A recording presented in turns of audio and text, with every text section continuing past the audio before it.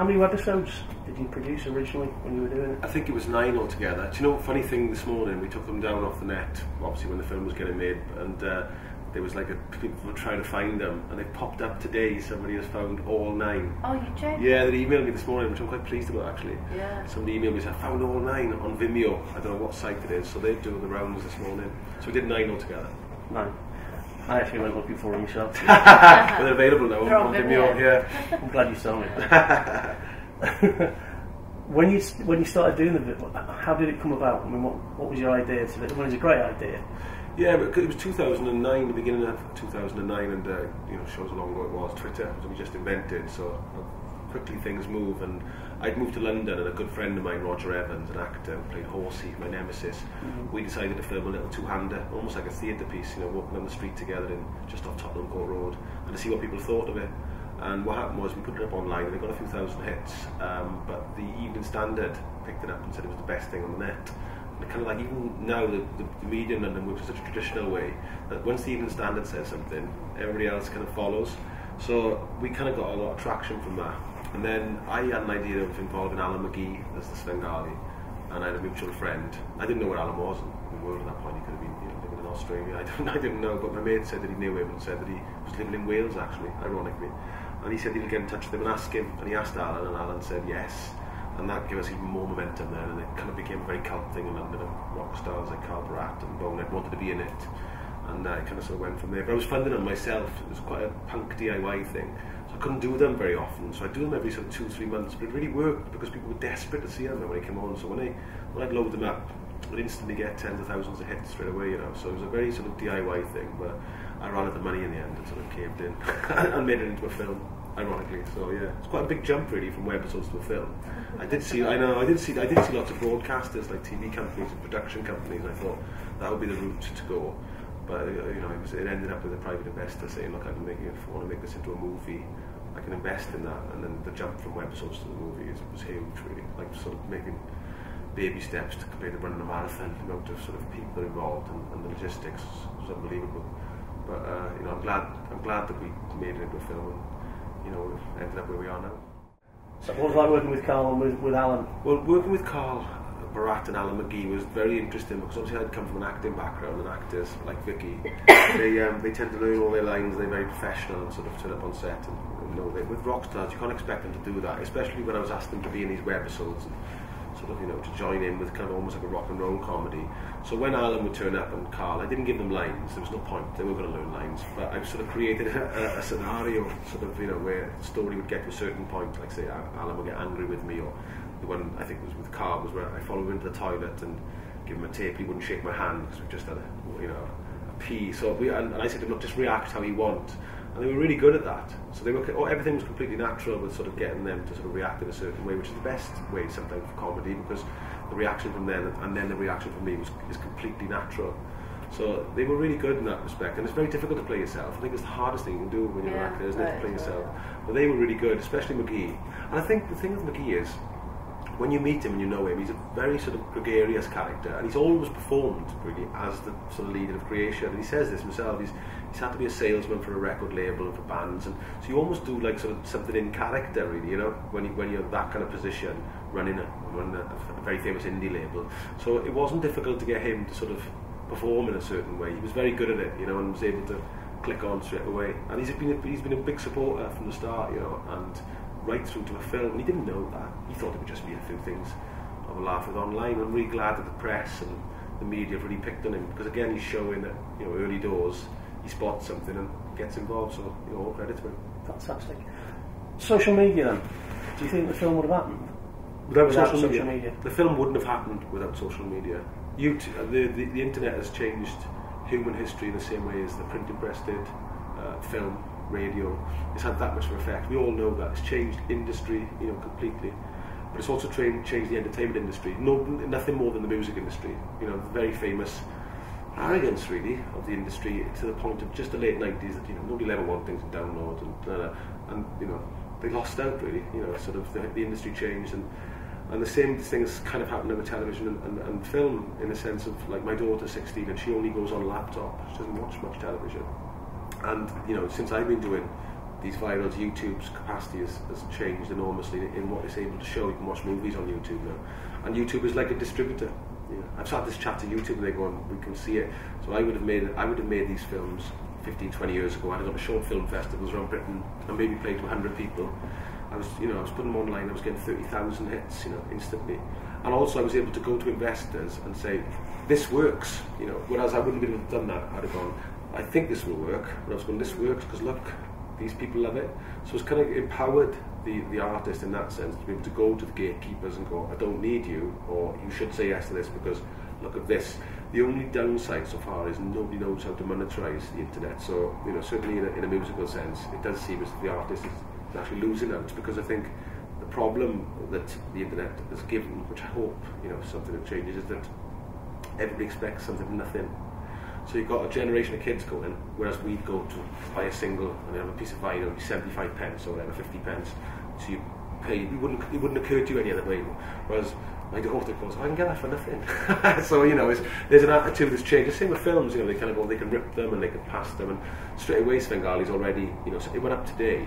It's been released in cinemas today, and apparently I've just done an email saying there's already illegal stuff knocking around, and there's nothing you can do, because once those people know to do that, they're going to do it for forever. So I think that's the only thing with the internet is the moment. It is kind of not an idea of how the money gets to the artist, and that's the problem.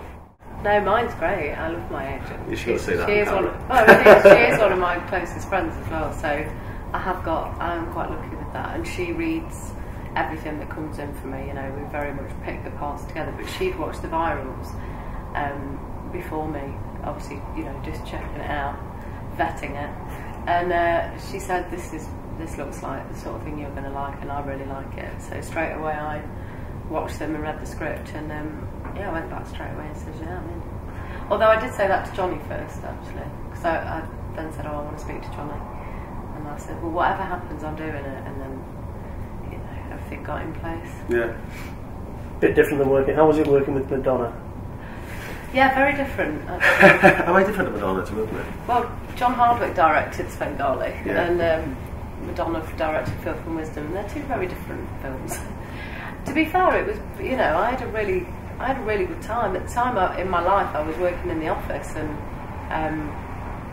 that's fine, and I was making ends meet, so to speak. But I'd then run off and go and do a few scenes with Madonna, and she'd take me around on a private jet, and it was a bit surreal, and there's no way I was going to pass on it. And it was actually a more interesting script than I expected. I didn't know what to expect, and then I read it, and it was set in London. It was a comedy. It was a bit wacky. Stephen Graham was in it, Stephen's wife Hannah, the lead singer of Go-Go Bordello, which I just thought was, totally random. And then she picked upon people that weren't necessarily trained, actors. So I thought she was doing something really interesting, and we had a laugh. On This Is England, as much as people won't believe it, we have to have a breakaway. Do you know what I mean? It's so dark, and everything all the subjects that I'm working on are so dark and hard to perform day in, day out. So I don't know if anybody's ever seen or met Shane Meadows, but he's a very, very funny man. Yes. And actually there's a lot of comedy in This Is England. It just means that I wasn't a part of it at that time. So, I've been around comedy enough, and I used to do comedy at the workshop, but it takes quite a lot for somebody to take a chance on you. And Jonny did that, and he obviously could tell that I wasn't lol, because it's I'm just as bad for meeting people and thinking they are just like they are on the telly, and it's hard to not believe it. So I guess Jonny heard something different and thought maybe she wants to do a bit of comedy. Martin Freeman was interesting with Maxine. Martin was involved in the virals because he got in touch with me through a mutual friend. He'd seen this friend had shown them Paolo Hewitt, the writer, and Martin asked to meet me, and I met him, and he said, can I be in one? I was over the moon. I said, absolutely. But when the film was commissioned, I was able to bring characters in, I was able to expand the script, and it was quite liberating actually, because I really wanted to put Martin with his wife running a record shop, one of those really uber snobby mods, that won't listen to anything past the Stax, 1967s. But I'd always read that Maxine was, I not only admired her as an actress, I never met her, but I admired the fact that she was really into her music, and she'd mentioned stuff like Northern Soul and Rockabilly and all those kind of great genres, and that she was into them. And I thought, well, that's really interesting. And I always had this idea of him and her on screen as a partner would be amazing, and they'd look like a husband and wife. So I offered Maxine the part, and she took it as well. And they met that morning, and they got on really well. Obviously, and he was obviously said to her, "I'm a big fan," and she said, "I'm a big fan." And everybody's seen it and said they look like a husband and wife together really straight do. away, and they act like a husband and wife, and it worked to treat, you know. But it was literally because I thought they both like very similar music. They seem quite similar, you know. She's very popular on stuff like Radio 6 and, you know, on BBC 4, you know, to a docs, and he does the same thing. He did one about Motown and stuff. I just thought, you know what, it's a really good combination, and I think they'd be, you know, a perfect match, and they were on screen. Everybody loves that scene because she kind of manipulates him. She lets him say, "Oh yes, you were shocked, darling," and have the interview, and he kind of goes, "Oh." But by the end, she gets what she wants, which is to employ Dixie in the shop because she needs the extra hands, really. So yeah. So she wants a holiday. She wants a holiday, yeah. Do you know, the first time I met Maxine, she wouldn't remember, I was in a bar in London called the Coach and Horses, which is right opposite Soho House, and she'd been waiting in the bar for ages, and I could see her, she didn't know me. And the guy came up to me and said to me, you know, what do you want to drink? And I was just about, you know, to say anything, but I remembered Maxine, and like, you know, you almost expect somebody's going to say something, like, I've been waiting here for 10 minutes, I went, I think she's first. She kind of went, "Thank you." Really? Yeah. Kind of seemed, "Oh, thank you, that's very nice." And I was like, "It's okay." And that was the first time I ever sort of done, I've been around Maxine, and then obviously I met her, and I know her now. She's lovely. Soundtrack. How the hell did you get the Who involved in the soundtrack? And that was amazing. With this guy called Ian Neal, who was the who helped with the soundtrack, and basically he'd get in touch with people that I would ask him to get in touch with, and he's very good, very well known. He's done the soundtrack for Danny Boyle films, Guy Ritchie films. And he wanted to get involved in Svengali because obviously it was a film about music, and I went with him to some very I don't know, I mean, some of the requests, he kind of looked at me as if to say, you know, are you serious? But he said, you know what, he said, we'll start with the Who, because obviously you've asked the Who, with the biggest, and they can charge what they want, you know.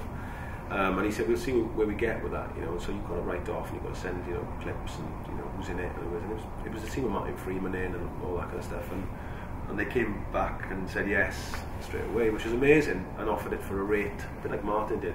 What was really interesting was that when they came back and said yes, we were really pleased with this, all the other bands that we then asked for, we'd say who were on the soundtrack and how much they'd agreed for, and we'd all say the Who, and everybody said yes then after. I think because they all wanted to be on a soundtrack with the Who, you know, which was amazing. So it was kind of that which kind of saw that the soundtrack became this amazing soundtrack, and everybody saying it's one of the best soundtracks in a long time and things. But that was pivotal, which was very similar to what Martin did in the film. We've got an actor like Martin, and then once all the other agents, we'd ask for, like, you know, whoever, Vicky and Maxine, and they'd say, well, how much is Martin getting? He must be getting hundreds of thousands of pounds. And we go, no, he's getting like £200. And they were like, really? And we were like, yeah.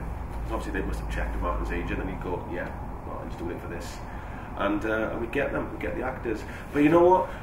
Lots of British actors and American actors talk about independent films, and they support, and they go to festivals, blah, blah, blah. But somebody like Martin Freeman doing that gets a film made and out there.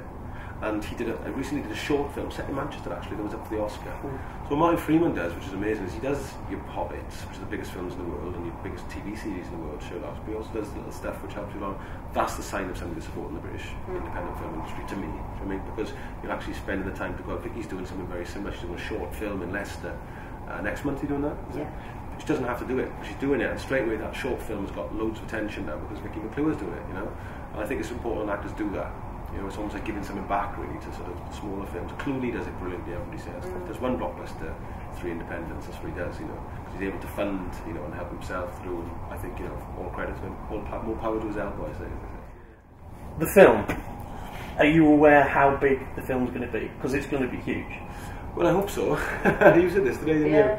I mean, I think that it's going to become a cult film. I think it's the kind of film that people can watch over and over, really, you know what I mean? You reckon it's going to be big to you? Could do, you know. I mean, when XFM said it's rock and roll's full Monty, that was really nice. So more and more people are asking for more and more cinemas, and more people are sort of saying, "Can they see it?" I don't know. I think it's just about universal things, like things that people like, you know, me and you can sort of, and all of us can sort of relate to. Guys, small town guys with big dreams, you know. And everybody kind of knows that story, but it's a story that's universal, and especially in the last few years, how rough it's been for people. And it has been rough, you know. Everybody's kind of had a real knock, you know. what's happened to the economy, but a guy that's going around going, do you want to sign my band?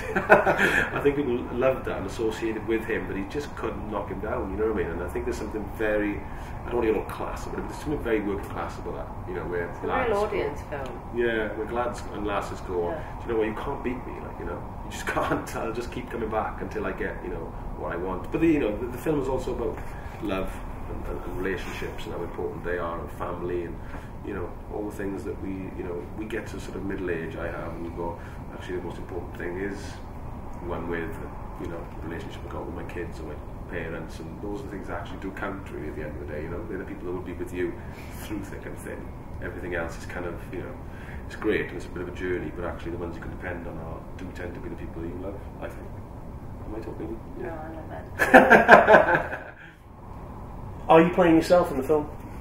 I get asked this a bit actually. I think I'm kind of 90%, they say, you know, where they say, there's a famous line from Gervais about David Brent and Cleese about Battle 40. There's a lot of you in them, there's no twist about that. I think there's certain things that are slightly different to me, and I'm a little bit more, I've got such a long fuse as him.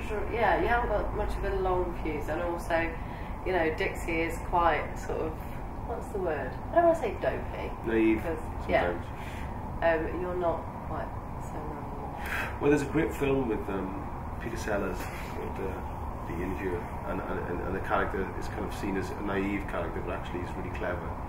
And I always thought, that was in my head with Dixie, so all those things he does, he brings tape there, and his mate is going, are you mental? The tapes become really fashionable, like Polaroid cameras have, and then he finds this band, and the band kind of like, you know, become huge, and it's a great moment where him and his best mate, who's gone to London and become successful, says to him, you know, all everything drops, all the scales and the attitude, and he goes, how do you do it? You know, how do you find the balance? Getting sort of a golden year, as Michelle says. But it's a nice moment where he kind of goes, it's the only moment he says to him, you know, you've always been brighter than me. So those lads are kind of, I do really find things sometimes don't get on as ones who are very good at playing the game, I think, you know, climbing the corporate ladder, as we all know. So there's a bit of that I've tried to bring into it, where, you know, sometimes the ones with the real talent tend to get overlooked, really, you know, and so, you know, that's just life, unfortunately.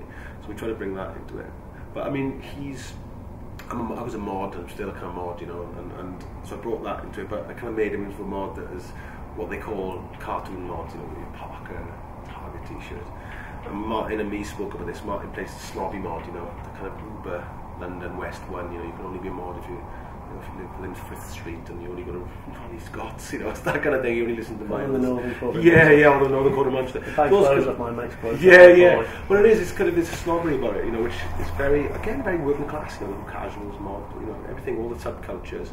But the thing with mod as a subculture, I mean, is the big thing, is that I love British subcultures. I think that's what we did amazingly. I know there's a saying that rave killed it all, but you know, everything from heavy metal to skinhead, which Vicky was famous for in listening to mod, Teddy Boys, were uniquely British, you know, and we spewed out these amazing sort of like people that, you know, listen to certain kinds of music. Northern Soul's a great example up here.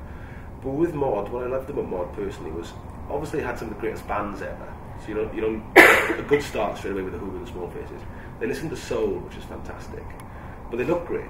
You know, they do. They just, you know, there was like this. You know, there's a look, you know, you've got there, which is like a knitted tie and a pair of brogues and stuff. And it's just a smart look, you know, and it's a look that, you know, I think has lived for 40, 50 years now with young men and women, and it's just a really smart way to sort of live your life. So as a British subculture, which was obsessed with certainly like Ivy League America, that look, and Steve McQueen, and also continental Europe, white jeans and scooters and stuff, but then became uniquely British, you know, long war coat to cover it, or your suit, but then the war coat became as iconic as the suit. Amazing British way of doing stuff.